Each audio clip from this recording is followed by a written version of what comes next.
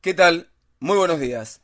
Aquel 10 de noviembre de 1934, un suceso sangriento concernó la tranquila y por entonces pequeña ciudad de Luján. El semanario La Opinión, en su edición sabatina, publicó la noticia en un rincón casi olvidado de sus enormes páginas y una breve descripción intentaba cubrir lo inconcebible. La noticia ocupó solamente 115 palabras y trató de pasar inadvertida en aquellas hojas tamaño sábanas del periódico local. Hoy se podría decir que describió este grave episodio casi con la misma frialdad como quien enumera las cuentas de un almacén. Apenas le dio espacio al hecho. El título, seco y breve, Suceso sangriento. El relato era crudo pero escueto y carecía de detalles fundamentales, como si intentara suavizar la brutalidad del caso. Decía La Opinión, ayer a aproximadamente las 9 se desarrolló un suceso sangriento en las calles 25 de Mayo, entre 9 de julio y Lesica Turresuri, siendo dos mujeres las protagonistas del mismo. Así comenzaba el texto, sin ofrecer siquiera sus edades o domicilios, como si el público lector no los necesitara, o peor aún, como si supieran demasiado. El periódico, tal vez por temor a incomodar, ahorraba cualquier descripción que diera humanidad a la víctima o a la agresora. De ahí que el pueblo, apenas se enteró de los detalles, supo lo que había ocurrido. María Pacheco y Juana Acevedo. La verdad era que existía un resentimiento, aunque nadie sabía exactamente por qué. Nadie se atrevió a ahondar en las causas de aquel enojo que terminó convirtiéndose en tragedia.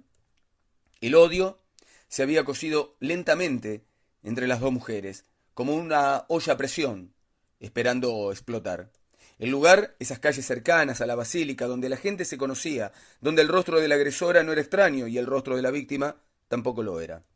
María, alias La Pacheco, sin previo aviso, empuñó un cuchillo. Dos puñaladas rápidas, certeras.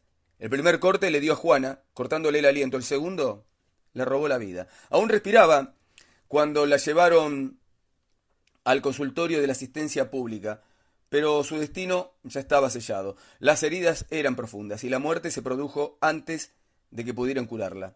Pacheco fue detenida sin resistencia, el arma homicida incautada, y las primeras noticias corrieron como reguero de pólvora por las calles de la ciudad que seguía siendo un pueblo.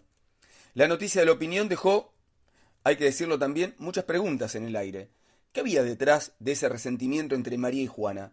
¿Había una historia de traiciones, de disputas, de secretos que nadie se atrevía a nombrar?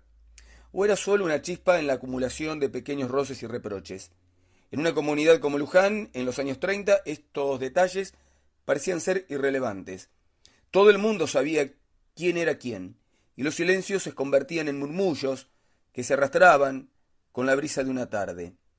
El caso de María Pacheco y Juana Acevedo no fue solo el primer asesinato entre mujeres en la historia criminal de Luján, sino también el único por el momento. El sumario que se instruyó nunca reveló lo que sucedió en realidad, pero la marca de ese día quedó grabada en la memoria de quienes lo vivieron, como una mancha que nunca se borró de la historia. María y Juana, Pacheco y Acevedo. Dos nombres comunes, dos rostros reconocibles, en un Luján que por esos años rondaba las 25.000 almas. Nadie podía prever que aquel día una mujer levantaría un cuchillo y lo hundiría dos veces en el cuerpo de otra. Un resentimiento, insisto, decía el diario, como si la hostilidad que la separaba fuera tan conocida que no hiciera falta más explicación. El cuchillo de María destrozó a Juana, en dos tajos que resultaron letales. Desde que hay registros, al menos periodísticos, una docena de mujeres han sido protagonistas de crímenes en Luján. Sin embargo, ninguna otra mujer volvió a matar a otra, como si ese odio visceral fuera una rareza en la historia criminal de este pueblo. Han pasado 90 años desde aquel suceso. La ciudad ha crecido, el paisaje ha cambiado, y los nombres de las calles hasta suenan diferentes, pero el eco de aquel hecho violento sigue ahí, escondido, entre las páginas descoloridas ya del diario La Opinión, y seguramente olvidado de la memoria colectiva de las generaciones posteriores, pero que forma parte de la historia local, como una sombra persistente.